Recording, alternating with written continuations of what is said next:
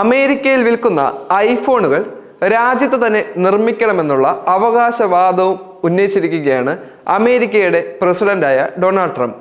ആപ്പിളിനോട് കർശനമായ നടപടി സ്വീകരിക്കുമെന്നും US പ്രസിഡന്റായ ഡൊണാൾഡ് ട്രംപ് പ്രഖ്യാപിച്ചിട്ടുണ്ട്. ഇന്ത്യയിലോ മറ്റേതെങ്കിലും രാജ്യത്തോ അല്ല അവ നിർമ്മിക്കേണ്ടതെന്നും ആപ്പിൾ CEO ടിം കുക്കിനെ അറിയിച്ചിരുന്നതായും ട്രൂത്ത് സോഷ്യൽ പോസ്റ്റിൽ ട്രംപ് മുന്നറിയിപ്പ് നൽകി കഴിഞ്ഞു.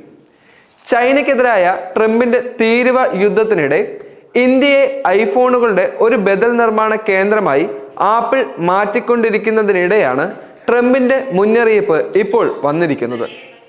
അമേരിക്കയിൽ വിൽക്കുന്ന ഐഫോണുകൾ അമേരിക്കയിൽ തന്നെ നിർമ്മിക്കണമെന്നും അസംബിൾ ചെയ്യണമെന്നും ഞാൻ പ്രതീക്ഷിക്കുന്നുവെന്നും ഇന്ത്യയിലോ മറ്റെവിടെയെങ്കിലുമോ അല്ല, അങ്ങനെയാണെങ്കിൽ കുറഞ്ഞത് 25% തീരുവ ആപ്പിൾ നൽകേണ്ടി വരുമെന്നും അദ്ദേഹം കൂട്ടിച്ചേർത്തിട്ടുണ്ട്.